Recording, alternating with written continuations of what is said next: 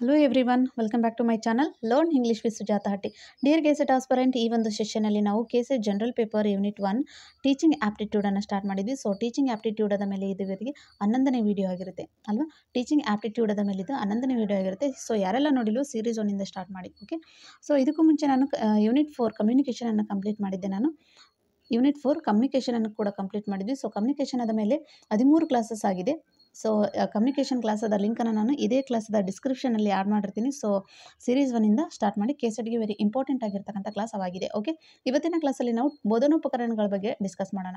Last ಕ್ಲಾಸಲ್ಲಿ ನಾವು Swayamprabha ಮೂಕನ್ನು discuss ಮಾಡಿದ್ವಿ. ಅವು ಭಾಳ ಇಂಪಾರ್ಟೆಂಟ್ ಆಗುತ್ತೆ. ಯಾರೆಲ್ಲ ನೋಡಿಲ್ಲೋ ಆ ಸೀರೀಸ್ 1 ಸ್ಟಾರ್ಟ್ ಮಾಡಿ. ಓಕೆ, ಈ ಸ್ವಯಂಪ್ರಭ ಮತ್ತು ಮೂಕ ಇವು ಆನ್ಲೈನ್ ಮೆಥಡ್ಸ್ ಆಫ್ ಟೀಚಿಂಗ್ ಅಂತ ಹೇಳಿದ್ವಿ ಅಲ್ವಾ. ನೆಕ್ಸ್ಟ್ ನೋಡಿ, ಇವತ್ತಿನ ಕ್ಲಾಸಲ್ಲಿ ನಾವು ಬೋಧನೋಪಕರಣಗಳ ಬಗ್ಗೆ ಡಿಸ್ಕಸ್ ಮಾಡೋಣ. ಸೊ ಯಾರಿಗೆಲ್ಲ ನನ್ನ ಕ್ಲಾಸಸ್ ಇಷ್ಟ ಆಗ್ತಾಯಿದ್ದೇನೋ ಸೊ ನಿಮ್ಮ ಸ್ನೇಹಿತರಿಗೂ ಸಹ ನೀವು ಶೇರ್ ಮಾಡ್ಕೊಳ್ಳಿ. ಕೆಸೆಟ್ಗೆ ಓದ್ತಕ್ಕಂಥ ಅಭ್ಯರ್ಥಿಗಳಿಗೆ ನನ್ನ ಚಾನಲನ್ನು ರೆಫರ್ ಮಾಡಿ. Okay, let's begin the class. ಬೋಧನೋಪಕರಣಗಳಂದರೆ ಒಂದು ಬೋಧನಾ ಕ್ರಿಯೆ ಯಶಸ್ವಿಯಾಗಲು ಉತ್ತಮ ಸಂವಹನಕ್ಕಾಗಿ ಬೋಧನಾ ಉದ್ದೇಶಗಳನ್ನು ಸಾಧಿಸುವುದಕ್ಕಾಗಿ ಉಪಯೋಗ ಮಾಡ್ತಕ್ಕಂಥ ಸಲಕರಣೆಗಳನ್ನು, ಸಂಪನ್ಮೂಲಗಳನ್ನು ಅಥವಾ ವಸ್ತುಗಳನ್ನು ಬೋಧನೋಪಕರಣಗಳಂತ ಕರೆದ್ವಿ ಅಲ್ವಾ. ಬೋಧನಾ ಉಪಕರಣಗಳ ವಿಧಗಳನ್ನು ನೋಡ್ತಾ ಹೋಗೋಣ. ಬೋಧನೋಪಕರಣಗಳಲ್ಲಿ 3 ತರಹದ ವಿಧಗಳನ್ನು ನಾವು ನೋಡ್ತೀವಿ, ತುಂಬ ಇಂಪಾರ್ಟೆಂಟ್ ಆಗಿರ್ತವೆ. ಸೊ ದೃಕ್ ಉಪಕರಣ ಇರ್ಬೋದು, ಶ್ರವಣೋಪಕರಣ ಇರ್ಬೋದು, ದೃಕ್ ಶ್ರವಣೋಪಕರಣ, ಈ 3 ಸಹ ತುಂಬ ಇಂಪಾರ್ಟೆಂಟ್ ಆಗುತ್ತೆ. ಓಕೆ, ಒಂದೊಂದಾಗಿ ನಾವು ಡಿಸ್ಕಸ್ ಮಾಡ್ತಾ ಹೋಗೋಣ. ಫಸ್ಟು ದೃಕ್ ಉಪಕರಣ.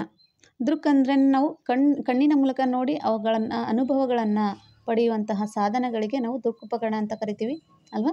ಕಣ್ಣಿನಿಂದ ನೋಡಿ ಅವುಗಳನ್ನು ಅನುಭವ ಪಡೀತಕ್ಕಂಥ ಸಾಧನಗಳಿಂದ ದೃಕ್ ಉಪಕರಣ ಅಂತ ಕರೆದ್ವಿ.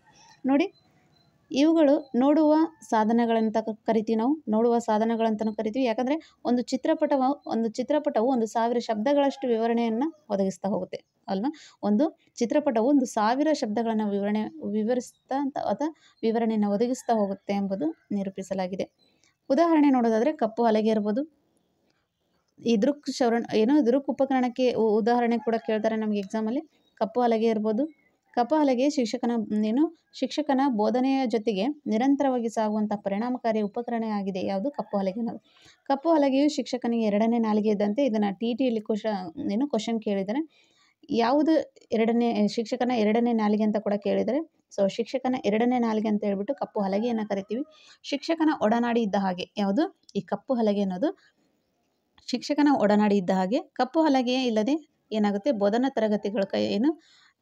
ತರಗತಿಗಳು ಕೈಗಳೇ ಇಲ್ಲದಂಥ ಒಂದು ಮನುಷ್ಯನಿದ್ದಂತೆ ಅಂತ ಹೇಳ್ತಾರೆ. ನೋಡಿ, ಕಪ್ಪು ಹಲಗೆ ಅನ್ನೋದು ಬೋಧನಾ ತರಗತಿಯಲ್ಲಿ ಕೈಗಳೇ ಇಲ್ಲದಂತಹ ಒಂದು ಮನುಷ್ಯನಿದ್ದಂತೆ. ಅದಕ್ಕೆ ಕಪ್ಪು ಹಲಗೆ ಅನ್ನೋದು ಅಷ್ಟು ಇಂಪಾರ್ಟೆಂಟು. ನೆಕ್ಸ್ಟ್ ನೋಡಿ, ಬಣ್ಣವೇ ಇಲ್ಲದಂತಹ ಒಂದು ಚಿತ್ರವಿದ್ದಂತೆ. ಕಪ್ಪು ಹಲಗೆ ಅನ್ನೋದು ಅಷ್ಟು ಇಂಪಾರ್ಟೆಂಟ್ ಆಗಿದೆ ಅಂತ ಹೇಳ್ತಾ ಇದ್ದಾರೆ ಅಲ್ವಾ.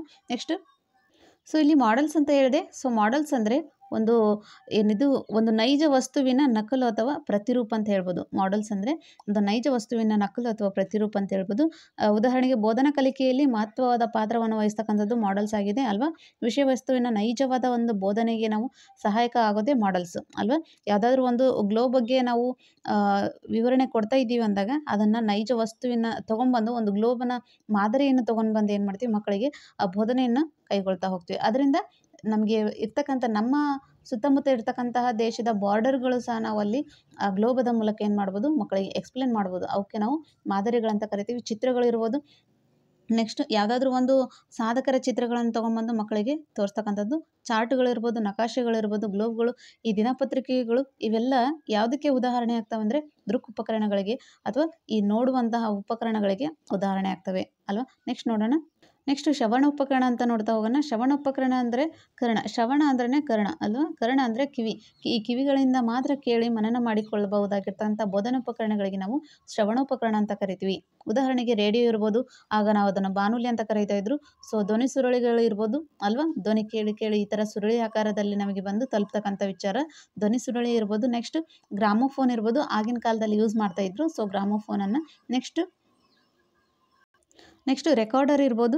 ನೋಡಿ, ರೆಕಾರ್ಡರ್ ಇದು ಟಿ ಆಗಿದೆ ಇಲ್ಲಿ ಅಲ್ಲ ಇದು. ಸೊ ರೆಕಾರ್ಡರ್ ಇರ್ಬೋದು, ಈ ಎಕ್ಸೆಟ್ರಾ ಇವೆಲ್ಲವೂ ಏನಕ್ಕೆ ಉದಾಹರಣೆ ಆಗ್ತವೆ ಅಂದರೆ ಶ್ರವಣೋಪಕರಣಗಳು. ಶ್ರವಣ ಅಂದರೆ ಕಿವಿಗಳಿಂದ ಕೇಳ್ತಕ್ಕಂಥ ಕೇವಲ ಆಡಿಯೋ ಅಲ್ವಾ, ನಾಟ್ ವಿಡಿಯೋ.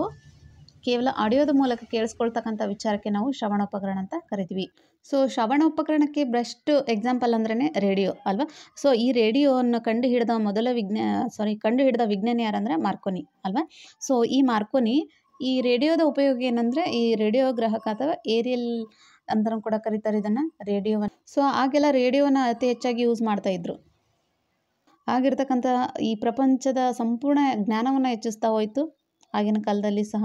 ಈಗಿನ ಕಾಲದಲ್ಲಿ ಆಲ್ಮೋಸ್ಟ್ ರೇಡಿಯೋಗಳ ಬಳಕೆ ತುಂಬಾ ಕಡಿಮೆ ಆಗೋಗಿದೆ, ಯಾಕೆಂದರೆ ಟೆಲಿವಿಷನ್ ಇದೆ. ನೆಕ್ಸ್ಟು ಆಲಿಸುವಿಕೆ ಕೌಶಲ್ಯ ಬೆಳೆಯುತ್ತೆ. ಇದರ ಮಹತ್ವ ಏನಂತ ಕೇಳಬಹುದು, ಯಾವುದ್ರದ್ದು ಶ್ರವಣೋಪಕರಣದ ಮಹತ್ವ ಅಂತ ಏನು ಕೇಳಿದ್ರೆ, ಸೊ ಪ್ರಪಂಚದ ಸಂಪೂರ್ಣ ಜ್ಞಾನವನ್ನು ಹೆಚ್ಚಿಸಲಿಕ್ಕೆ, ನೆಕ್ಸ್ಟು ಈ ಭಾಷಣ ವಿಚಾರಗಳಲ್ಲಿ ಪ್ರಾವೀಣ್ಯತೆಯನ್ನು ಸಾಧಿಸಬಹುದು ಅಲ್ವಾ ಕೇಳೋದ್ರಿಂದ. ನೆಕ್ಸ್ಟು ಆಲಿಸುವಿಕೆ ಕೌಶಲ್ಯ ಬೆಳೀತಾ ಹೋಗುತ್ತೆ. ವಿರಾಮ ವೇಳೆಯಲ್ಲಿ ಅಂದರೆ ಇದು ನಾವು ಯಾವಾಗ ಫ್ರೀ ಇರ್ತೀವೋ ಅವಾಗ ನಮಗೆ ಎಂಟರ್ಟೈನ್ಮೆಂಟಿಗೆ ಅಂತೇಳಿ ಸದಾ ನಾವು ಏನು ಮಾಡ್ಬೋದು, ಅದನ್ನು ಉಪಯೋಗ ಮಾಡ್ತಾ ಹೋಗ್ಬೋದು. ಅವೆಲ್ಲ ಶ್ರವಣೋಪಕರಣ ಆಗಿದೆ.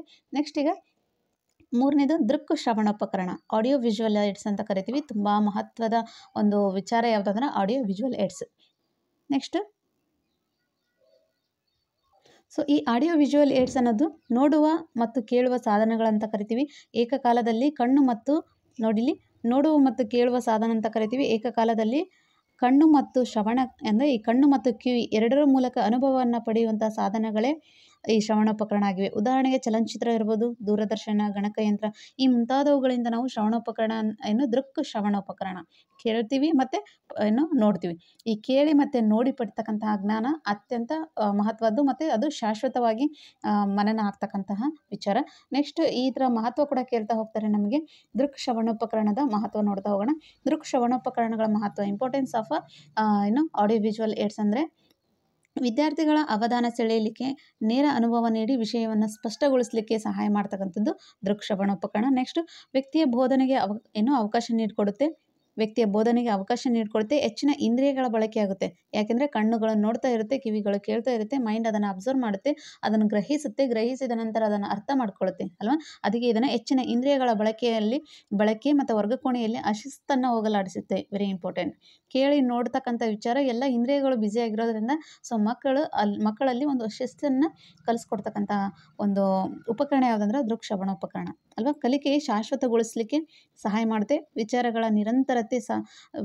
ನಿರಂತರತೆಗೆ ಇದು ಸಹಾಯ ಮಾಡುತ್ತೆ. ಶಿಕ್ಷಕರ ಶ್ರಮ, ವೇಳೆ ಮತ್ತು ಹಣ ಉಳಿತಾಯ ಮಾಡ್ತಕ್ಕಂಥ ದಕ್ಷತೆಯನ್ನು ಹೆಚ್ಚಿಸ್ತಕ್ಕಂಥ ಕೆಲಸ ಯಾವ್ದು ಮಾಡುತ್ತೆ ಅಂದರೆ ದೃಕ್ ಶ್ರವಣೋಪಕರಣಗಳ ಮಾಡುತ್ತೆ. ಸೊ ಈ ವಿತೌಟ್ ಟೀಚಿಂಗ್ ಏಡ್ಸ್ ಒಂದು ಬೋಧನೆ ಅನ್ನೋದು ಇನ್ಕಂಪ್ಲೀಟ್ ಅಂತ ಹೇಳ್ಬೋದು ಅಲ್ವಾ. ಒಂದು ಬೋಧನೆ ಯಾವಾಗ ಕಂಪ್ಲೀಟ್ ಆಗುತ್ತೆ ಅಂದಾಗ ನಾವು ಮಾಡ್ತಕ್ಕಂಥ ಬೋಧನೆಯಿಂದ ಮಕ್ಕಳು ಅದನ್ನು ಅರ್ಥ ಮಾಡಿಕೊಂಡು ಅದಕ್ಕೆ ಸರಿಯಾದ ಪ್ರತಿಕ್ರಿಯೆ, ಇವನ್ ಎಕ್ಸಾಮಲ್ಲಿ ಇರ್ಬೋದು, ನಾವು ಕೇಳ್ತಕ್ಕಂಥ ಕ್ವಶನ್ಗೆ ಆನ್ಸರಲ್ಲಿ ಇರ್ಬೋದು, ಸೊ ಸರಿಯಾದ ಪ್ರತಿಕ್ರಿಯೆ ಕೊಟ್ಟಾಗ ಮಾತ್ರ ಅದೊಂದು ಬೋಧನೆ ಕಲಿಕಾ ಬೋಧನೆ ಅನ್ನೋದು ಸಂಪೂರ್ಣ ಆಗುತ್ತೆ ಅನ್ನೋದು ಅಲ್ವಾ. ನೆಕ್ಸ್ಟ್ ನೋಡಿ, ವಿದ್ಯಾರ್ಥಿ ಕೇಂದ್ರಿತ ಬೋಧನೆಗೆ ಸಹಾಯಕ ಕಲಿಕೆಯ ಅಭಿಪ್ರೇರಣೆಯನ್ನು ಹೆಚ್ಚಿಸಲಿಕ್ಕೆ, ಸಹಸಂಬಂಧ ತತ್ವವನ್ನು ಅಳವಡಿಸಿ ವಿದ್ಯಾರ್ಥಿಗಳು ಪಾಠದಲ್ಲಿ ಸಕ್ರಿಯವಾಗಿ ಭಾಗವಹಿಸಲಿಕ್ಕೆ ಸಹಾಯ ಮಾಡುತ್ತೆ. ಯಾವುದು ಆಡಿಯೋ ವಿಜುವಲ್ ಏಡ್ಸ್. ಈ ಕಲಿಕಾ ವರ್ಗಕೋಣೆಗೆ ಸಹಾಯಕ ಮತ್ತು ವಿದ್ಯಾರ್ಥಿಗಳ ಮಾನಸಿಕ ಮಟ್ಟವನ್ನು ಉತ್ಕೃಷ್ಟಗೊಳಿಸ್ತಕ್ಕಂಥ ಕೆಲಸ ಮಾಡುತ್ತೆ. ಯಾವುದು ಈ ದೃಕ್ ಶ್ರವಣೋಪಕರಣ ಅಲ್ವಾ. ಸೊ ದೃಕ್ ಶ್ರವಣೋಪಕರಣ ಕೂಡ ತುಂಬ ಇಂಪಾರ್ಟೆಂಟ್ ಆಗುತ್ತೆ. ಶ್ರವಣೋಪಕರಣ ನಮಗೇನು ಕೇಳ್ತಾರೆ ಅಂದರೆ ಎಕ್ಸಾಮ್ಗೆ, ಸೊ ಇಲ್ಲಿರ್ತಕ್ಕಂಥ ಉಪಕರಣಗಳನ್ನ ಕೇಳ್ತಾರೆ. ಇಲ್ಲಿ ಕೊಟ್ಟಿರ್ತಕ್ಕಂಥ ಉಪಕರಣಗಳನ್ನು ಬಿಟ್ಟು ನೀವು ಎಷ್ಟೇ ಗುಣಮಟ್ಟದ ಬೋಧನೆಯನ್ನು ಮಾಡ್ತೀರಿ ಅಂದರೂ ಸಹ ಅದು ಎಫೆಕ್ಟಿವ್ ಆಗಿ ಮೂಡಿ ಬರಲ್ಲ. ಸೊ ನಮ್ಮ ಬೋಧನೆ ಸಹಕಾರಕ್ಕೆ ಬೇಕಾಗಿರ್ತಕ್ಕಂಥ ಉಪಕರಣಗಳು ಸಹ ತುಂಬ ಇಂಪಾರ್ಟೆಂಟ್ ಆಗುತ್ತೆ. ಮಕ್ಕಳ ಮನಸ್ಸಿನಲ್ಲಿ ನಾವು ಮಾಡ್ತಕ್ಕಂತಹ ಪಾಠ ಎಷ್ಟರ ಮಟ್ಟಿಗೆ ಅದನ್ನು ಮನನ ಆಗಿದೆ ಎಂಬುದನ್ನು ನಾವು ತಿಳಿದು ಮತ್ತು ಅದಕ್ಕೆ ಪ್ರತಿಕ್ರಿಯೆ ಮಕ್ಕಳಿಂದ ತಗೊಂಡಾಗ ಮಾತ್ರ ಅಲ್ಲೊಂದು ಬೋಧನಾ ಕಲಿಕಾ ಪ್ರಕ್ರಿಯೆ ಅನ್ನೋದು ಕಂಪ್ಲೀಟ್ ಆಗುತ್ತೆ ಅನ್ನೋದು. ಸೊ ವಿತೌಟ್ ಟೀಚಿಂಗ್ ಏಡ್ಸ್ ಅದು ಒಂದು ಉತ್ತಮವಾಗಿರ್ತಕ್ಕಂಥ ಬೋಧನೆ ಅಂತ ಅನಿಸ್ಕೊಳ್ಳಲ್ಲ ಅಲ್ವಾ. ಸೊ ಇತ್ತೀಚೆಗೆ ನಾವು ಡಿಜಿಟಲ್ ಬೋರ್ಡ್ಸ್ಗಳು ಬಂದಿದೆ. ನಾವು ಕಾಲೇಜ್ ಅಥವಾ ಸ್ಕೂಲ್ಗಳಲ್ಲಿ ಡಿಜಿಟಲ್ ಬೋರ್ಡ್ಗಳ ಮುಖಾಂತರ ಸಹ ನಾವು ಅದೆಷ್ಟೋ ಆನ್ಲೈನಲ್ಲಿ ಅಥವಾ ಇಂಟರ್ನೆಟ್ ತಂತ್ರಜ್ಞಾನವನ್ನು ಬಳಸ್ಕೊಂಡು ಮಕ್ಕಳಿಗೆ ಬೋಧನೋಪಕರಣಗಳನ್ನು ತೋರಿಸಿ, ಚಿತ್ರ ಇರ್ಬೋದು, ಇವನ್ ವಿಡಿಯೋ, ಆಡಿಯೋ ಎಲ್ಲವನ್ನು ತೋರಿಸ್ಬಿಟ್ಟು ನಾವು ಟೀಚಿಂಗ್ ಮಾಡ್ತಕ್ಕಂಥದ್ದು ಇತ್ತೀಚಿನ ಈ ಮಾಡರ್ನ್ ಎಜುಕೇಷನ್ ಆಗಿದೆ. ಸೊ ಇದು ಕೂಡ ತುಂಬಾ ಎಫೆಕ್ಟಿವ್ ಆಗಿರ್ತಕ್ಕಂಥದ್ದು. ಮಕ್ಕಳು ಅತಿ ವೇಗವಾಗಿ ಅದನ್ನು ಗ್ರಹಿಸ್ತಾರೆ, ಅತಿ ವೇಗವಾಗಿ ಅದನ್ನು ಬೋಧನೋಪಕರಣಗಳಿಂದ ಅರ್ಥ ಮಾಡ್ಕೊಳ್ತಾರೆ ಅಲ್ವಾ. ತುಂಬ ಅತ್ಯುತ್ತಮವಾಗಿರ್ತಕ್ಕಂಥ ಗುಣಮಟ್ಟದ ಶಿಕ್ಷಣ ಇವತ್ತಿನ ಕಾಲದಲ್ಲಿ ಒದಗಿಸ್ತಾ ಇದ್ದಾರೆ ಅಲ್ವಾ. ಸೊ ಅದು ನಮಗೆ ಒಂದು ವಿಷಾದಕರ ಅಥವಾ ಒಂದು ಒಂದು ಸಂತೋಷದಾಯಕ ವಿಚಾರ ಅಂತಲೇ ಹೇಳ್ಬೋದು.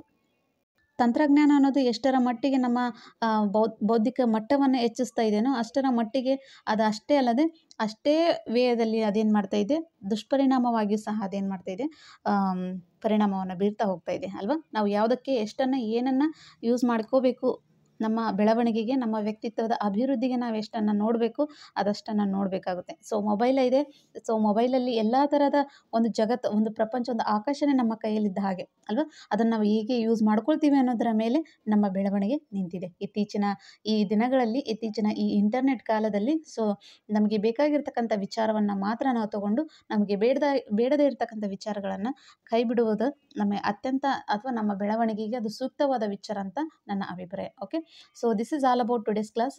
ಇದು ಟೀಚಿಂಗ್ ಏಡ್ಸ್ದ ಮೇಲೆ ಇವತ್ತಿನ ಕ್ಲಾಸ್ ಆಗಿರುತ್ತೆ. ಸೊ ನಾಳೆ ಕ್ಲಾಸ್ ತುಂಬ ಇಂಪಾರ್ಟೆಂಟ್ ಆಗುತ್ತೆ, ಯಾಕೆಂದರೆ ನಾಳೆ ನಾವು ಇವ್ಯಾಲ್ಯೂಯೇಷನ್ ಸಿಸ್ಟಮನ್ನು ನೋಡ್ತಾ ಹೋಗೋಣ. ಸೊ ಇವ್ಯಾಲ್ಯೂಯೇಷನ್ ಸಿಸ್ಟಮು ತುಂಬ ಚೆನ್ನಾಗಿದೆ.